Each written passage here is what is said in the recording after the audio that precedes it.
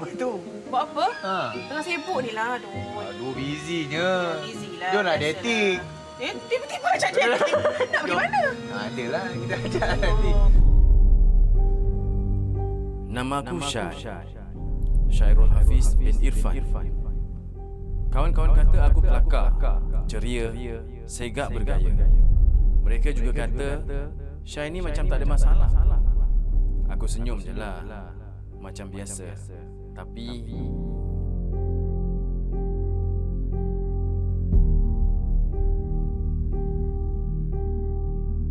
mereka tidak tahu. Mereka tidak pernah ambil tahu. Mungkin juga mereka tak akan sempat untuk tahu.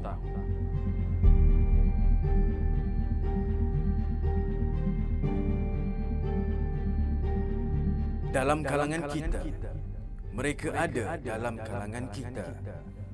Yakin di wajah, risau di hati. Senyum berjenaka, namun murung di sebaliknya. Melaksana tugas hakiki, bila pulang ingin membunuh diri. Apa yang kita lihat bukanlah cerminan sebenarnya.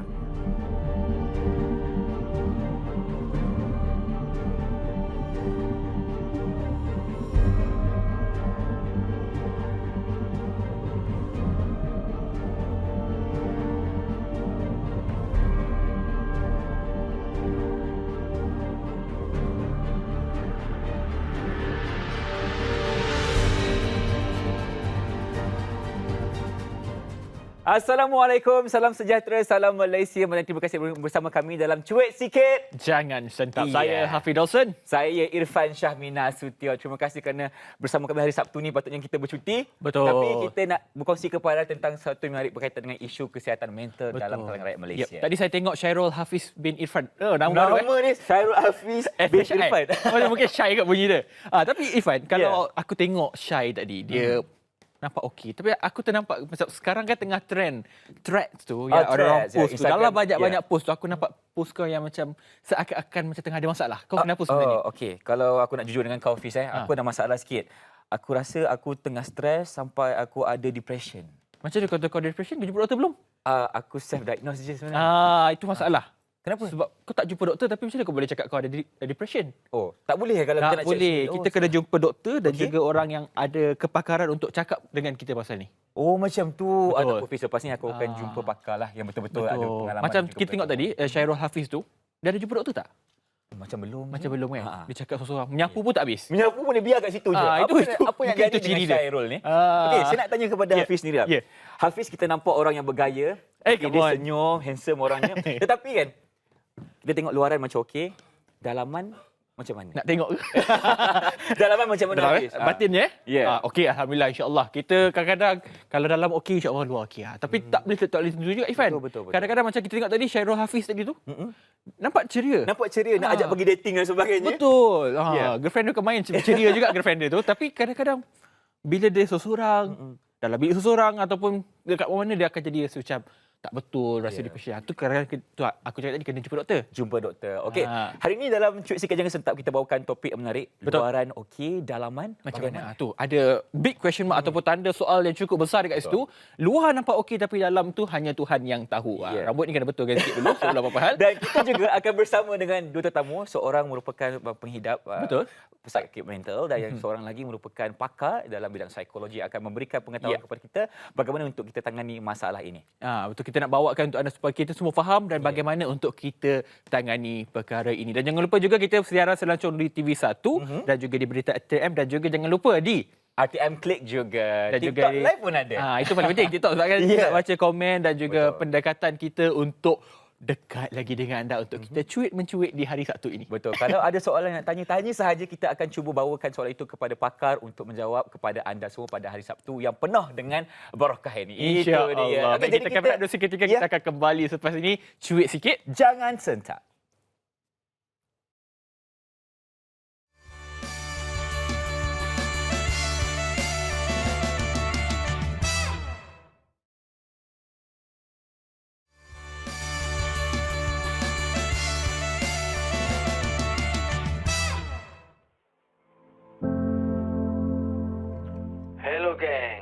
tanya ni, korang ni memang dah cukup prihatin ke dengan kawan-kawan orang di sekeliling kamu tu? Atau sekadar datang dan pergi sahaja, tak kisah dan tak peduli? Pernah dengar pasal kemurungan, depression, tekanan perasaan, kawan yang nampak elok sahaja tiba-tiba ingin bunuh diri? Hairan bukan? Tak ada hujan, tak ada ribut, tiba-tiba dengar berita macam tu kan? Maknanya apa? Maknanya apa yang kita lihat tu tak semestinya realiti sebenar perasaan mereka. Bahaya, babe. Jangan biarkan mereka bersendirian. Jom kita start cakna dengan orang sekeliling kita, kawan-kawan kita. Jangan nanti tiba-tiba. Sedih kan? Baik, bertemu kembali dalam Cuit Sikit Jangan Sentap Ifan. Kita dah masuk siaran ni dalam dah sebulan lebih Betul. Semakin ramai talent yang kita bawakan untuk anda dalam. Bagi penuh kita punya siaran ni. Betul. Tapi Okey. suara latar tu macam suara yang kat PAS Samaratan. Ubat. Okey, itu sedikit-sikit sah kita ataupun orang kata bukan saya kata. Itu yang kita tunjukkan kepada anda. Kadang-kadang orang ambil kisah tak kisah pasal perkara yang kita ingin bincangkan. Cantik dekat luar tapi dalaman hanya Tuhan yang tahu ataupun diri sendiri sahaja yang mengenali. tahu. Kita bawakan kepada anda dua orang untuk kita bincangkan pada hari ini. Saya nak mulakan sebelah kanan saya dulu. Paling kanan sekali, tidak asing lagi, saya perkenalkan kepada anda Tuan Effendi Sutrisno Tanjung, Pegawai Psikologi Bahagian Kaunseling Kementerian Kesihatan Malaysia. Assalamualaikum Tuan, apa khabar? Alhamdulillah. Kita berjumpa lagi. Jumpa Sentiasa lagi. ceria, Evan. Sentiasa ceria. Pertama kali jumpa, Evan. Pertama kali nak tanya, luaran okey dalaman? InsyaAllah. InsyaAllah okey. Dia pakai tenik tu yang nampak. Betul. Macam Korea sikit. Yeah. Seorang lagi, Evan, kita akan bawakan kepada anda. Kita bersama dengan Puan pengidap- Malia Surip, itu pengidap General Anxiety Disorder dan juga Major Depressive Disorder. Selamat pagi Puan. Assalamualaikum. Ataupun singkatan dia GAD dengan MAD. Betul. Ini MDD, sorry. MDD ini antara terma yang selalu digunakan bagi mereka yang mempunyai ataupun mengalami kesihatan mental dan sebagainya. Ifan, saya nak mulakan dengan Tuan Effendi terlebih dahulu. Ya. Dah bersedia dah tu? Alhamdulillah. Harap-harapnya okey lah ya. Sebab InsyaAllah. banyak persoalan. Sebab kita pun live dekat TikTok. Dekat TikTok ni ramai sangat anak muda yang menonton kita. Dan saya tahu mengikut faktanya ramai juga anak muda yang sekarang mendapatkan rawatan psikologi ataupun rawatan kesihatan mental dan sebagainya. Tapi isunya sekarang mungkin secara awal saya nak tanya kepada Tuan Effendi. Macam mana sekarang trend untuk kesihatan mental terutamanya untuk anak muda ini? Alright, terima kasih Hafiz, sahabat kita Hafiz dan juga Irfan Puan Malia selaku kita punya host panel hari ini. Alright, bercakap tentang isu kalangan remaja gitu kan. Kalau ikutkan kajian NHMS National Health Mobility Survey ataupun tinjauan kebangsaan kesihatan kita panggil itu dan mobility 2019 tu menunjukkan lebih kurang 420,000 kanak-kanak yang dalam kalangan tu 59 tak silap saya lah. Ini perkiraan tu 15 hingga certain age 8 ke 15 tahun yang mengalami depression. Seawal 8 tahun? Yes. Oh. Dan ini yang mengejutkan kita. Ya. Dan kita rasakan mengapa benda ni boleh berlaku. Dan benda ni bukan benda yang kita rasa boleh dibuat main-main sebab benda tu trend dia makin naik. Dan bila kita tengok patient ataupun pesakit yang datang, kan, bila yang datang itu pula remaja ataupun awal dewasa. Tak sampai pun umur 30. Yang dah berkahwin pun dalam kurun 35 tahun macam tu pun ada. Dan ni kalangan belia sekali kan. Jadi menunjukkan bahawa ini bukan benda yang boleh dibuat main-main. Betul. Dan ini merisaukan kita semua. Okey. Boleh bayangkan tak kalau dalam lingkungan dalam 400,000 itu yang direportkan. Yang belum kita jumpa lagi. Betul. Yang belum kita jumpa ini. Yang masih belum berani ke depan untuk berjumpa dengan pakar dan sebagainya. Kita tak tahu nombornya itu bagaimana. Kalau kita boleh nampakkan gambaran sekarang ni, keadaan itu sangat-sangat merisaukan. Jadi kita nak lihat kepada faktornya Tuan. Apakah antara faktor yang menyebabkan keadaan ini berlaku dan mereka ini mempunyai masalah? Alright. Pertama sekali saya tak sabar nak beritahu sebenarnya. Nak berkongsi kan. Dan kita boleh tengok ada yang pernah mengalami keadaan itu. Alright. Kalau menurut kajian tersebut kan, yang NHMS yang 2019 tu, saya nak petik kat situ dia kata 42% adalah puncanya daripada rakan sebaya. Selebihnya kita tak tahu selebihnya bermacam-macam lagi. Dan rakan sebaya ni kita faham kalau dia mula pergi sekolah, dia jumpa rakan-rakan dia, kan faktor-faktor itu mungkinlah menjadi salah satu yang besar lah. Tapi ada yang tak disebutkan. yang saya nak petik faktor keluarga misalnya kata. Oh. Yang mana mak bapak, minta maaf mak bapak Omar ni. Sangat tu. Jangan Kita kecam, cuik jangan sikit, kecam. kita cuik sikit. Sikit, cuik sikit je. Jangan kecam. Bukan kecam, jangan sentam. Jangan sentam. Alright. Kita sebut pasal mak bapak yang ada narsisistik. Apa narsistik tu? Kalau boleh saya katakan narsisistik ni yang kita boleh faham dengan bahasa yang sangat mudah lah sebagian. Punya egosentrik yang sangat tinggi. Orang lain semua salah, dia je yang betul. Dan dia rasa dialah mangsa keadaan, Terpaling tersakiti. terpaling disakiti. Dan anak-anak kena dengar apa dia nak cakap. Apa yang anak punya pandangan dia tak nak dengar. Dan dia rasakan bahawa tak perlulah. Aku mak kan, aku ayah kan. Kau ikut. Kalau kau ikut kau anak, deraka. Betul. Dan ketika mana patient datang jumpa saya kan, bila dia rujuk dan dalam keadaan menangis, sedih.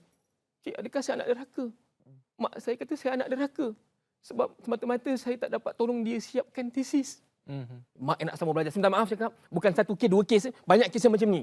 Jadi saya kongsikan. Dan untuk pengetahuan semua, ketika mana saya melihat kes macam ni, saya skrip sering kali minta kepada klien saya, pesakit saya, boleh tak izinkan saya untuk ceritakan kisah ini kepada publik untuk menjadi tauladan untuk kita. Kebanyakan patient kata, okey, no problem cik, ceritalah. Supaya orang lain tak jadi macam saya. Yang mana dalam keadaan itu, tekanan demi tekanan, bila anak tu dapat kerja, misal kata kan, baru je lepas habis universiti. Ya. Kan? Tadi saya nampak tuan nak sebut SPM kan? SPM pun ada Yang juga. betul. Yang baru kerja. Yang Yes. baru kerja. Yang Baru baru lagi kerja. ni. Mak, bapak, demand macam-macam. Kau kalau kau ni, kau ni anak derhaka. Tak tolong kan? Jadi Dapat gaji kena bagi sikit. yes.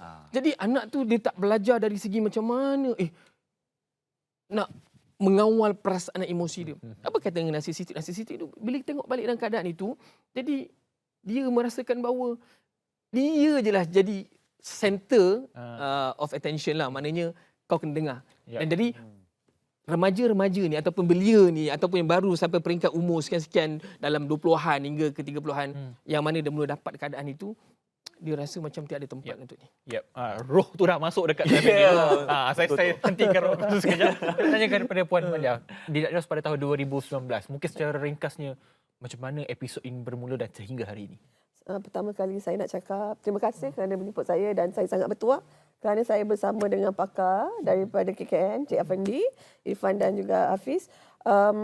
Saya didiagnos pada tahun 2019 sebenarnya secara tak sengaja. Saya sekarang adalah seorang suri rumah. Sebelum ini saya bekerja. Jadi secara tak sengaja saya telah mengisi satu borang kesihatan mental iaitu ujian DAS di pejabat. Setelah saya mengisi ujian tu, saya didapati mengalami anxiety dan kemurungan yang sangat teruk yang tidak pernah saya sangka dan saya ketahui ada dalam badan saya. So, saya kemudian dihantar kepada klinik kesihatan Sungai Besi. Sawangan. Jadi sebenarnya saya mengambil masa yang agak lama untuk pergi ke klinik kerana untuk mengatakan diri sakit susah. Apalagi ia berkaitan dengan mental health. Kerana saya percaya sikap rendah diri, takut, gemuruh itu ada pada semua orang. Jadi adakah ini satu benda yang hanya emosi berlebih-lebihan? Betul. So macam nak feeling aku sakitnya. Tapi sebenarnya tidak. So saya nak cuit sikit lah kan benda-benda tu. Sebab zaman sekarang ni kat media sosial asal stres sikit je, Depression. anxiety, depression. So Macam tadi lah macam Irfan tadi kan. benar. Macam Cik Afandi cakap. So pengkelasan itu perlu tahu. Sebab tu penting kita dapatkan rawatan dan pengetahuan diagnose daripada pakar macam dari KKM dan sebagainya. Irfan, itu antara perkongsian daripada Puan. Kita tengok dulu pandangan orang ramai. Sebab saya nak kaitkan dengan apa yang diceritakan oleh Puan dan juga Tuan. Kerana kita nak tanya juga orang ramai, apa pandangan mereka tentang kesihatan mental ini, khususnya dalam kalangan anak muda. Saksikan. Bagi saya masalah mental dalam kalangan remaja ni disebabkan oleh mereka terlampau stres, disebabkan oleh pelajaran ataupun maybe diorang ada masalah keluarga dari rumah. Harga barang semua makin naik and kita pada zaman sekarang untuk kita nak beli rumah pun mahal. Tax are getting higher. Gaji tak naik-naik. So that's the mental health that we're going through right now lah. Dia sebab dia tak boleh kawal diri dia lah, emosi, perasaan, and then of course lah dia kurang mendalami bab kita sebagai seorang Islam, kalau kita mendalami bab agama, insya-Allah kita boleh kontrol this thing. Disebabkan mereka kekurangan pendapatan. Kiranya mereka mempunyai masalah dalam keuangan. Jadi dia akan sedikit sebanyak menjejaskan fikiran mereka lah. Disebabkan oleh pengaruh social media lah terutamanya. So kiranya influencer kena jugalah bagi apa-apa awareness tentang mental. Saya rasa mungkin sebab mostly kalau untuk remaja, sebab mungkin tekanan pelajaran dan semua itulah kan. Dan juga macam zaman sekarang ni remaja dia kurang rapat sikit dengan keluarga semua, saya rasa itu pun akan menyumbang jugalah. Yang pertama disebabkan oleh masalah persekitaran, macam seperti kaitannya dengan ibu bapa. Ibu bapa kan memainkan peranan yang penting, tetapi jika berlakunya isu seperti perceraian, masalah tekanan ekonomi terhadap ibu bapa, ia turut memberikan sedikit sebanyaklah tekanan kepada pelajar tersebut. Mungkin parents kot, kadang-kadang persekitaran pun ada juga. Kadang-kadang diorang ni macam remaja ni kadang dekat sekolah, contoh let's say kat sekolah kan ada di mangsa bully ke, so depression macam itulah.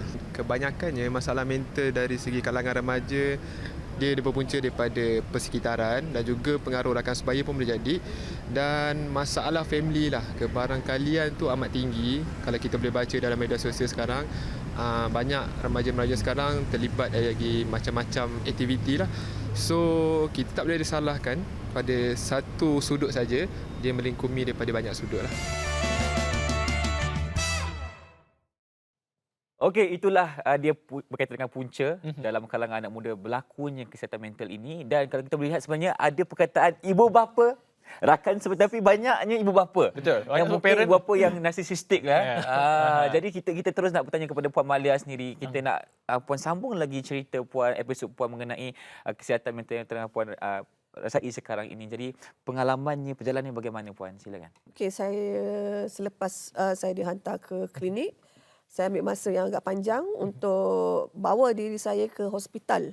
Di hospital baru saya boleh didiagnose apakah jenis penyakit mental yang saya hadapi. Jadi saya bawa diri saya ke hospital Kuala Lumpur sehingga kini saya masih mendapatkan rawatan berkala dari tahun 2019. Jadi di sana pakar psikiatris diagnose saya sebagai pesakit General Anxiety Disorder, GAD.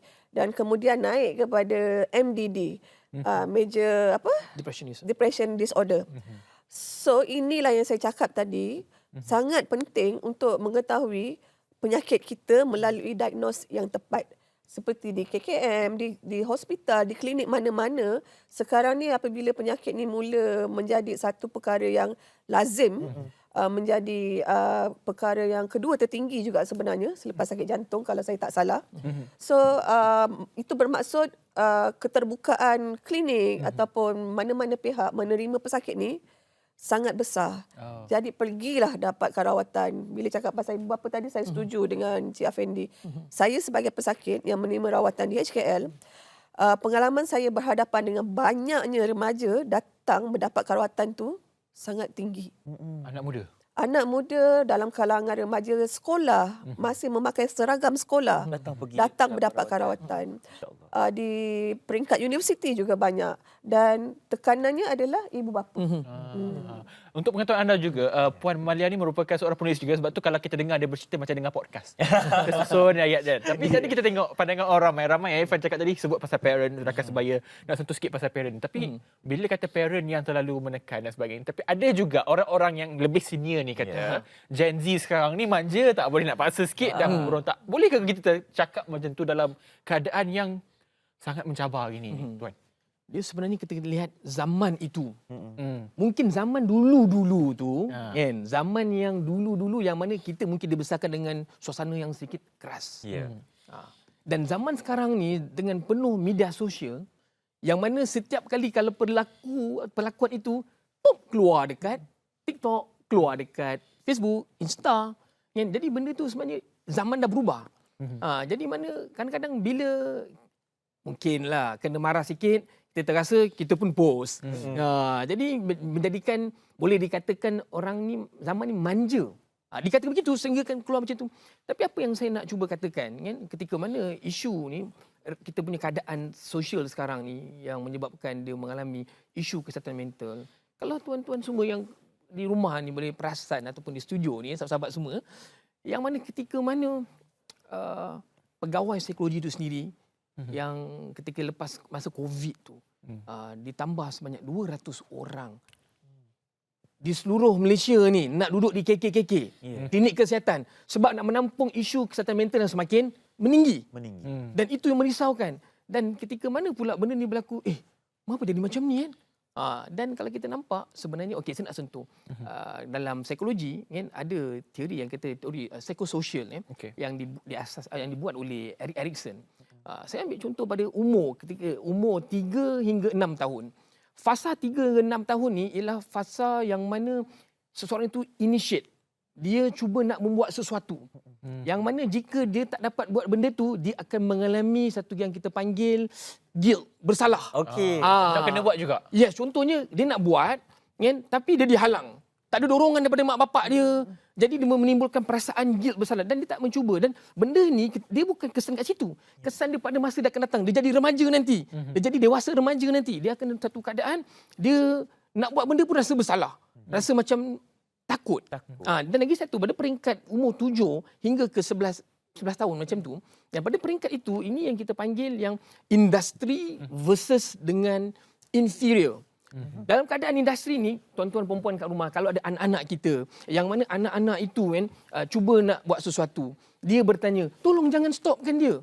Jangan kita ni, sebab nanti dia akan, bila kena tanya sikit, kena hentak, kena ni, kena ban. Kena pancung. Kena pancung. Yes, istilahnya. Kena pancung. Jadi anak ni, dia later on, kemudian hari dia akan membentuk perasaan yang kita panggil rendah diri.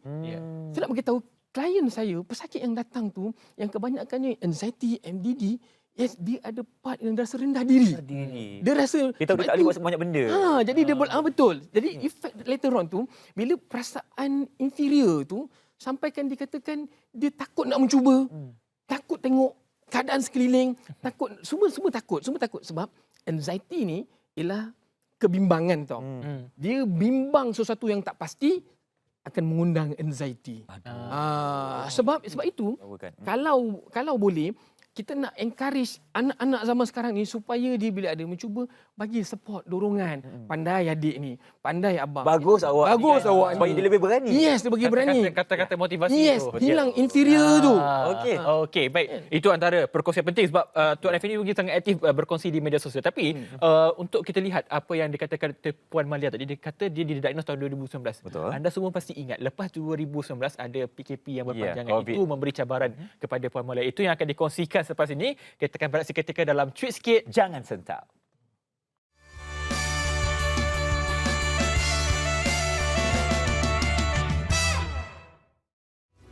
Julai 2023, genap 7 bulan Kerajaan Perpaduan mentadbir.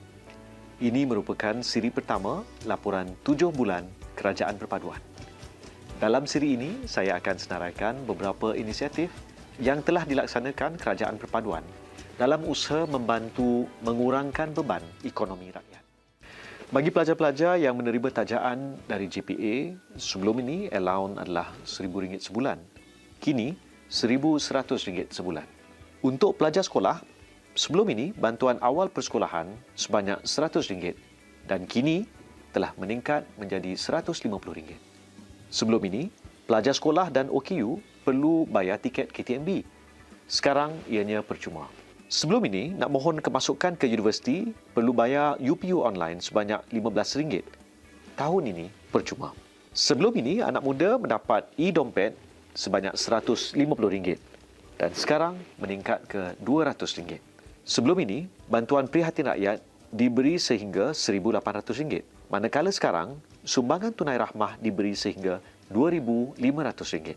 Sebelum ini, golongan muflis seolah tiada harapan. Namun sekarang 130,000 rakyat yang muflis diberi peluang kedua.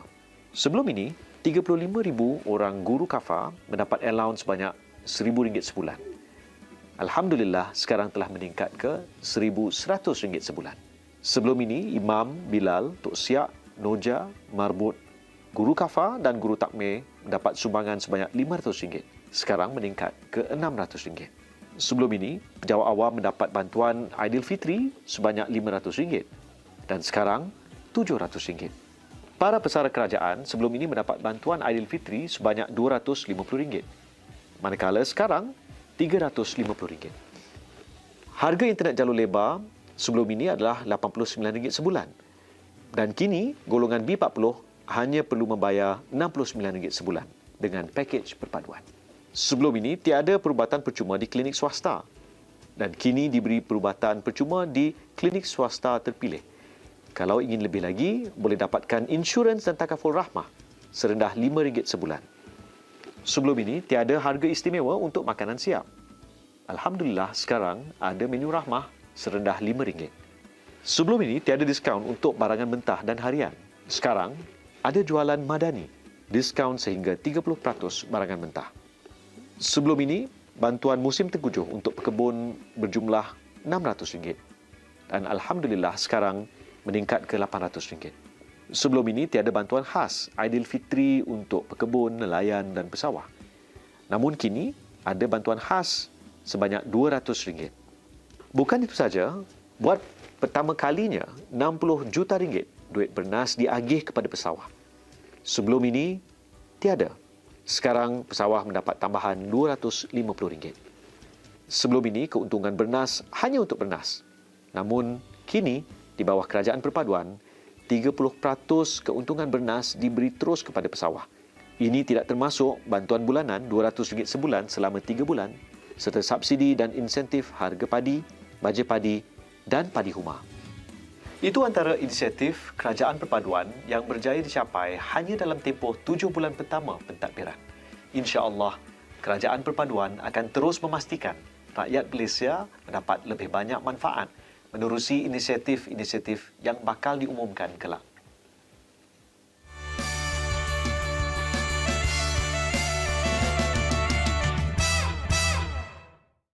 Okey, kembali bersama kami dalam Cuit Sikit Jangan Sentap. Kita akan teruskan perbincangan kita berkaitan dengan kesihatan mental yang semakin meluas dalam kalangan anak muda kita khususnya. Dan kita nak melihat kepada gambaran kepada Puan Sri pada tahun 2020 ketika COVID-19 melanda negara kita dan Puan telah didiagnos pada tahun 2019. Jadi, kita lihat kepada cabaran dan apa yang telah berlaku kepada Puan sendiri ketika COVID melanda negara kita ketika itu. Secara jujurnya tak ada cabaran. Masa COVID tu saya gembira. Kami yang tercabar waktu itu, Puan.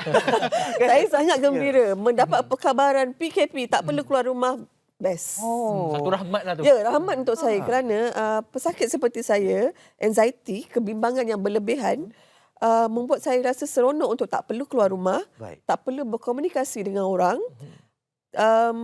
dan tak perlu buat apa-apa. Kau duduk di dalam satu tempat untuk diri sendiri sahaja.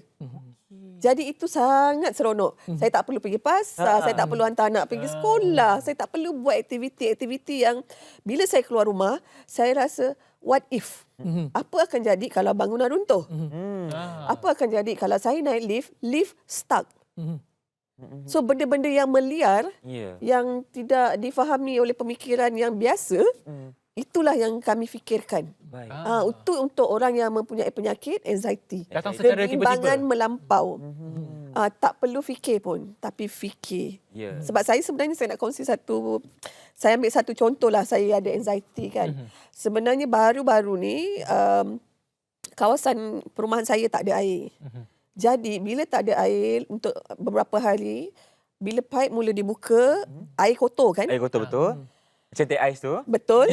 Di situ saya dah trigger balik anxiety saya di mana saya takut untuk gunakan air tu kerana saya takut ada molekul atau bakteria yang berdasing. Sampai tahap tu? Yes. Jadi apa saya buat? Saya masak air. Saya beli air mineral. Husband saya dah macam, dah teruk sangat dah ni, makanlah ubat tidur tu untuk tenangkan fikiran kau. Yes. So saya masuk bilik air mandi, saya tapis air yang dah putih bersih tu, pakai baju, saya nak cuba tengok ada tak molekul ataupun benda asing kat dalam tu. Sampai ke tahap itu. Yes. Dan saya pun terfikir, tak boleh ni. Kena guna mikroskop. Yes. Dapatkan mikroskop ke? Tak, maksudnya sampai macam itu kan.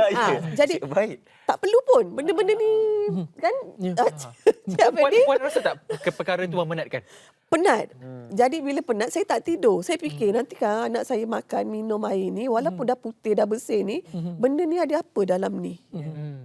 Dan dia berulang untuk malam esok, pagi besok dan seterusnya. Itulah salah satu. Ya, itu seringkas sebenarnya jelas, Puan, ya. yang saya boleh gambarkan mengenai anxiety disorder ni. Sebab semua orang ada anxiety. Semua orang itu apa yang pakar cakap kepada saya. Tetapi ia menjadi penyakit apabila dia masuk dalam kategori disorder. Terlampau. Itulah yang saya nak tekankan kepada generasi sekarang ataupun masyarakat tentang penyakit ni. Anxiety disorder ataupun sejenis penyakit mental ni, rawatlah. Sama macam kita rawat demam denggi atau sebagainya. Tapi Ifan, kalau kita dengar cerita ni pun kita rasa penat kan? Kita rasa tak masuk akal. Jadi kita katakan, Benar, tak masuk akal, betul. Pemikiran di luar kewarasan kita ataupun hanya mereka yang mengalaminya berfikir itu, dan kita kalau cakap pun dia akan marah dan sebagainya. Tapi kalau kita tengok Vosport tadi, ada yang mengatakan soal social media. Saya tengok Tuan Effendi juga sangat aktif di TikTok berkongsi soal kesihatan mental. Ada topik self-diagnose ataupun kesan diri sendiri. Adakah saya ini ada anxiety ke, ada depression ke? Tapi sepanjang perkongsian itu, apa yang Tuan Effendi perasan? Sebab dalam TikTok ni ramai anak muda. Apa yang mereka selalu kongsikan sebenarnya? Alright. Jadi yang belum join TikTok tu, boleh follow-kan. Saya cuba advocate lah tentang isu-isu kesihatan mental ni. Alright. Yang mana, yalah macam saya buat situ, kaunselor Effendi kan. Maknanya bila ada orang tanya, rupa-rupanya ada orang bercakap tentang ni. Jadi bila cakap pasal self-diagnose, kebanyakan orang, ni kena ingat, self-diagnose tu itu ialah yang penyebab dia, salah satunya orang itu jatuh kepada anxiety. So apa? Bimbang, dia mula self-diagnose. Kan? Dia mula, aku ada simptom-simptom ni. Dia baca kat Google. Kata, Baca kat Google, Wikipedia pula tu. Kan? Prof Google kata macam ni. Ada kat aku. Aku ni anxiety lah. Aku ni depression lah. Kan? Kalau tengok bahasa anak muda sekarang pun lain.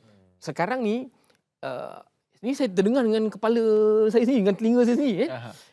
Cuba kau tengok benda ni. Aku rasa anxiety lah dengan benda ni. Diorang guna perkataan anxiety tau. Dahsyat juga. Tapi kan, faham ke tidak itu persoalannya. Betul. Sebab dia menjadi satu keadaan yang mana, kalau ini sebagai satu benda yang diorang cakna tentang anxiety, baguslah. Tapi janganlah salah guna. Kan? Yang mana, aku takutlah ni buatkan aku jadi anxiety ni. Jadi self-diagnose ni membuat kita rasa bimbang. Sebab apa? Kena ingat, memikirkan sesuatu yang tak pasti, dia akan mengundang anxiety. Sebab apa? Contoh, ketika kita memikirkan sesuatu yang kita risau, macam tadi, bila masak air kan, berulang-ulang. Pasien saya pula, sakit ni, dia cerita, botol dia yang sanitizer tu, 10 botol habis. Untuk dia takut punya bimbang, kena kuman COVID tu semua tu. Yes. Dan bila pakai mask, bila datang jumpa kita di klinik, berlapis-lapis. Ya ke? Saya kata, tadi masa puan ke tuan pergi jumpa doktor yang sebelum datang jumpa saya ni, doktor pakai mask macam tuan pakai tak? Saya tanya dia. Saya nak bagi pencerahan kat dia. Sebab kadang-kadang ketakutan itu dibina oleh diri sendiri tanpa dia sedar. Melampau. Itu sebab tu dia kata, anxiety disorder. Disorder itu ialah benda yang melampau. Semua orang ada kebimbangan, setuju. Tapi bila kita memikirkan sesuatu yang melampau, dah jadi ketakutan yang kita ciptakan sendiri. Sebab tu saya kata, bila pakai mask tu, tak pakai mask ke, saya takut nanti bila tuan ni dapat penyakit bukan ni saja, penyakit pernafasan pula lepas ni. Sebab akan terlalu banyak ni, bimbang. Jadi dia pun perasan, doktor tu pakar tau. Mereka ni semua ni pakar. Dan mereka pun tak ada pakai macam ni. Kita yang fikir benda tu akan terlalu teruk kalau kita tidak menjaga dengan baik. Betul. Okey. Baik, terima kasih tuan. Jadi sekarang ni kita akan menyaksikan terlebih dahulu segmen Tamak Pahala. Siapa yang tamak dan apa yang kita tamakkan itu, jom kita saksikan terlebih dahulu.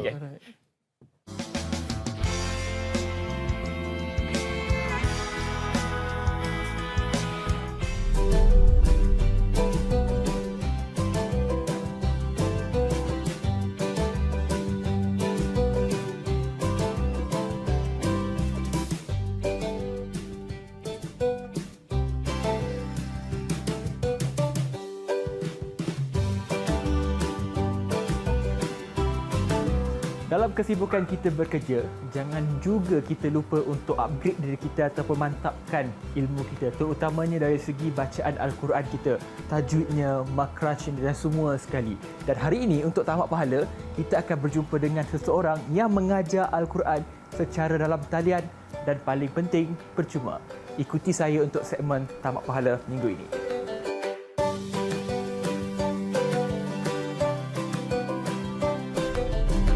Okey, tadi saya dah tunjukkan dekat anda semua dekat mana saya nak belajar ni, sebab kadang-kadang kita baca je tapi tak faham, kadang-kadang baca pun salah. Sekarang saya bersama dengan orang yang mengajar Al-Quran ini. Bersama saya Kak Iyah. Apa khabar Kak Iyah? Alhamdulillah, sihat. Saya rasa beruntung sangat dapat berjumpa dengan Kak Iyah untuk segmen Tamak Pahala ni, sebab saya pun nak tahu juga macam mana Kak Iyah boleh bermula nak mengajar secara online. Percuma pula tu. Ni sekarang saya nak tanya Kak Iyah, bila mula sebenarnya? Okay, Kak Iyah bermula buat FB Live ni pada hari bermulanya PKP.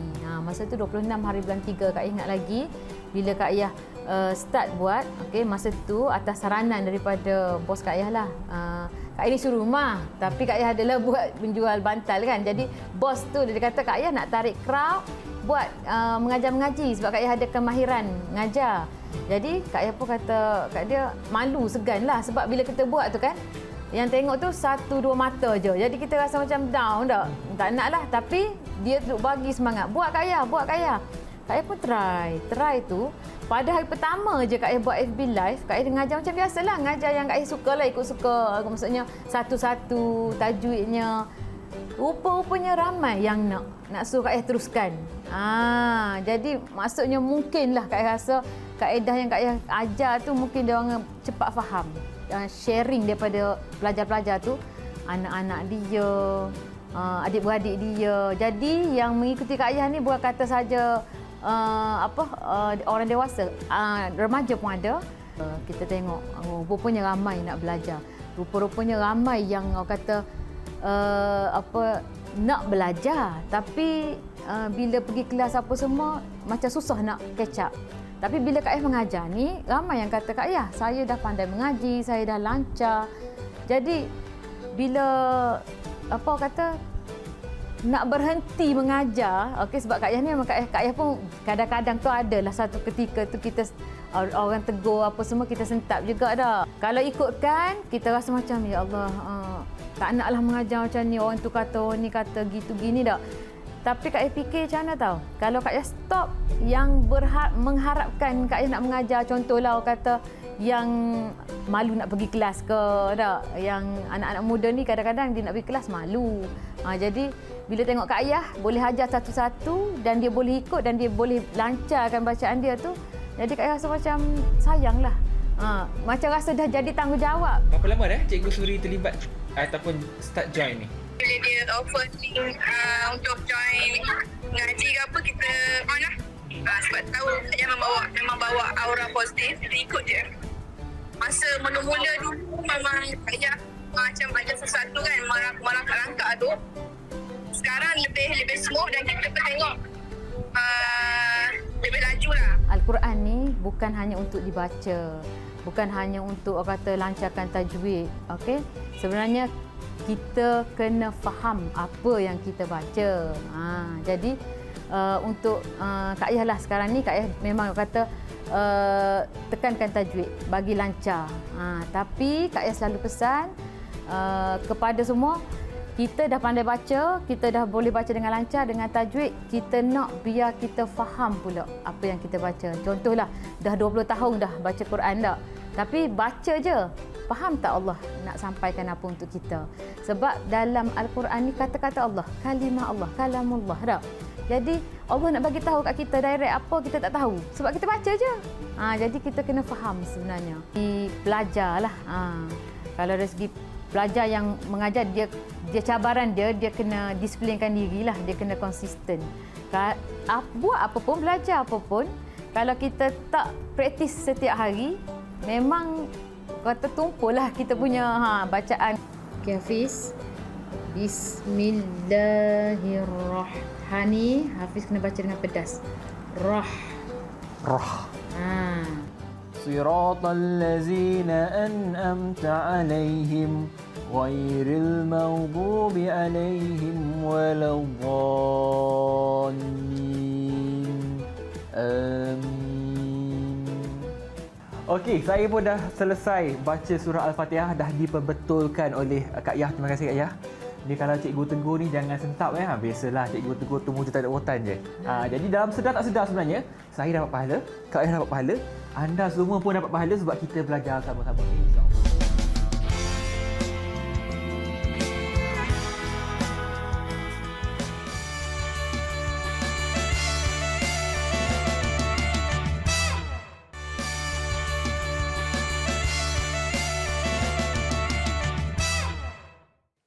Baik, bertemu kembali dalam Cuit Sikit Jangan Sentap. Tadi ada tema package tamat pahala. Tamat pahala. Nak tanyalah sikit tadi bacaan Al-Quran semua okey? Alhamdulillah, saya akan mengamalkan hari-hari insya-Allah. Boleh ajar kita orang baca insya-Allah nanti kita belajar off record.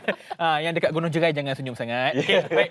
Okey, kepada anda tadi kita nak kaitkan sikit dengan package tamat pahala tadi, mengaji Al-Quran dan sebagainya. Ini saya nak kaitkan dengan masalah kesihatan mental. Saya tanya kepada puan, selalunya mereka yang ada ataupun bercerita soal kesihatan mental mereka ada anxiety. Ramai yang cakap kadang-kadang, Ifan, kau tak mengaji, kau tak semayang. Kadang-kadang benda tu trigger tau sebenarnya. Kalau tiba-tiba nak menghakimi kita pula macam mana dengan Tuhan. Puan pernah tak alami keadaan tu sebenarnya? Betul.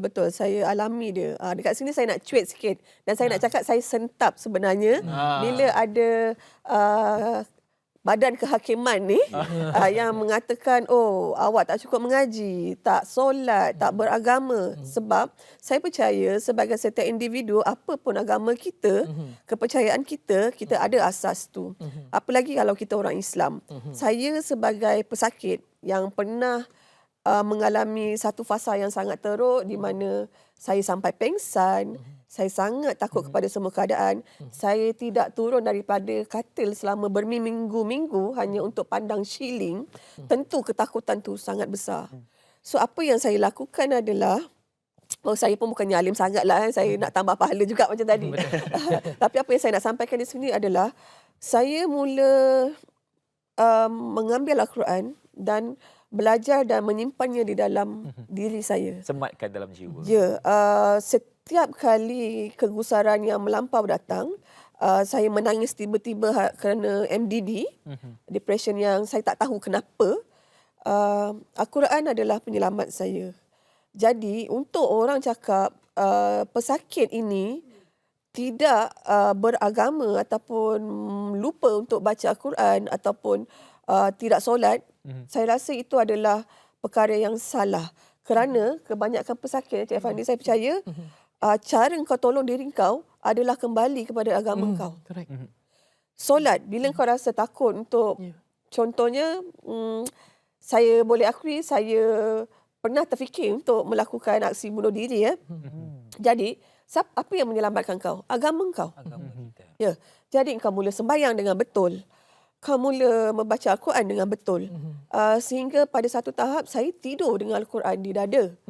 Kerana saya takut apabila saya bangun, saya bukan saja menyakitkan diri saya, tapi saya menyakitkan suami dan anak-anak saya. Jadi apabila saya percaya Al-Quran itu membantu saya, ia mengingatkan saya untuk beristighfar, mengingatkan saya untuk apa yang akan terjadi nanti adalah perkara yang buruk. Yang menyelamatkan kau adalah kepercayaan kau. Bila kita percaya kepada agama kita, kita berpegang teguh kepada ajaran Islam, dari situlah kita mendapat kekuatan yang sangat-sangat kuat untuk kita terus menghadapi kehidupan yang semakin mencabar ni. Kita nak tanya kepada Tuan Fani sendiri, bila mana kita ada situasi berjumpa dengan orang yang mempunyai masalah mental ini, jadi kadang-kadang mereka ni takut untuk ke depan. Mereka takut untuk bercakap dengan orang masalah apa, sebab dia orang takut dihakimi macam tadi. Dia orang takut ada pula yang menjadikan diri mereka sebagai Tuhan untuk menghukum orang lain. Jadi keadaan itu membuatkan kita risau untuk bercakap dan kita nak berjumpa dengan orang yang pakar. Jadi apa saranan Tuan kepada mereka yang mempunyai masalah ini untuk terus memberitahu dan juga berkongsi masalah yang ada? Terima kasih Irfan. Macam Puan Malia sebut tadi itu berkenaan dengan isu spiritual. Saya ambil sikit spiritual. Sebab dalam Quran Allah kata walanabluwannakum bisyai'in minal khauf. Sudah pasti kami akan uji kamu dengan ketakutan.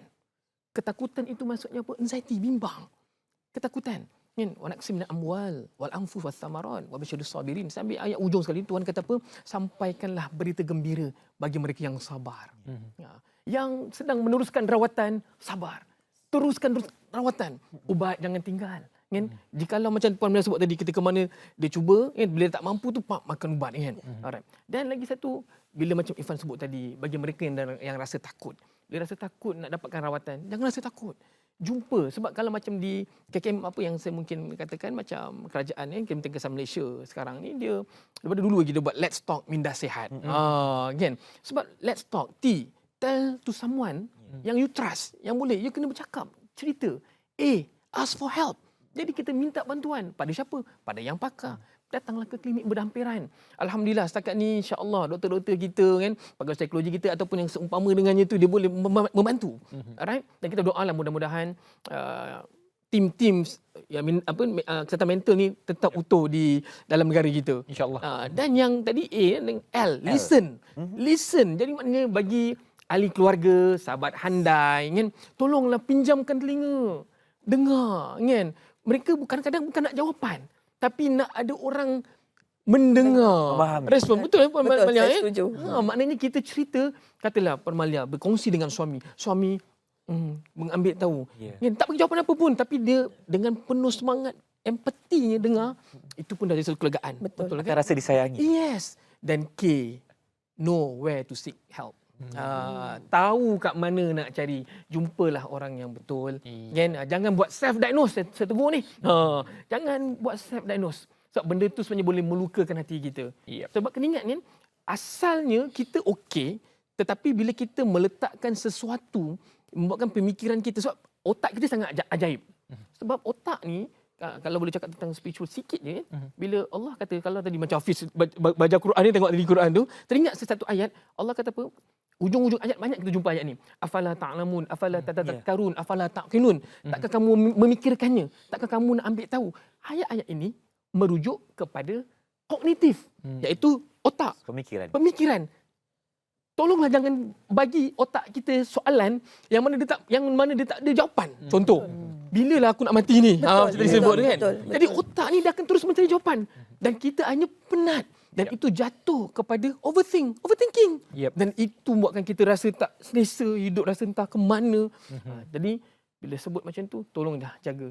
Dan tolonglah bila anda dengar benda tu menyakitkan anda, stop. Jangan dengar lagi benda tu.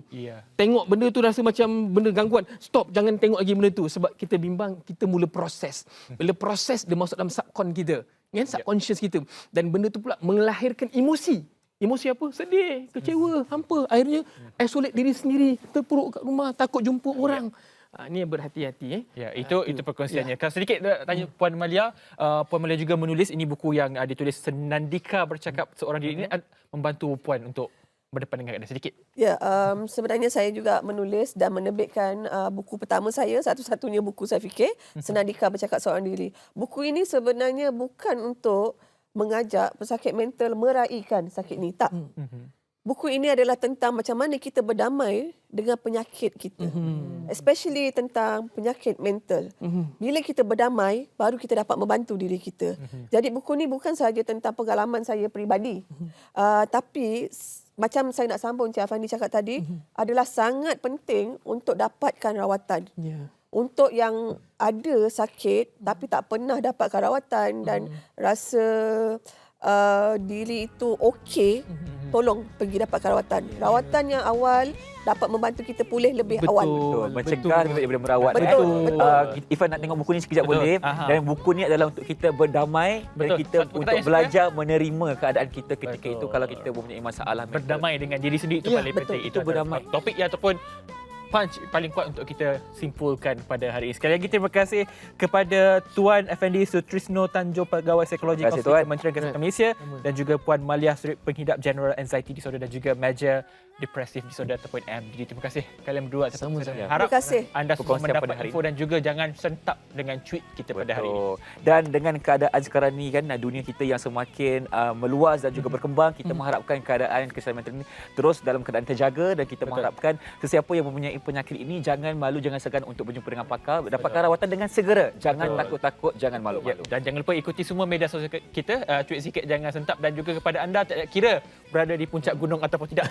Kepada anda semua, terima kasih kerana menonton. Saya Hafiz Olsen dan saya Irfan Syamil Sutia. Baju kita ditaja oleh Hermosa. Cantik bukan? Okey, terima kasih. Kita jumpa lagi. Assalamualaikum dan salam sejahtera. Bye-bye.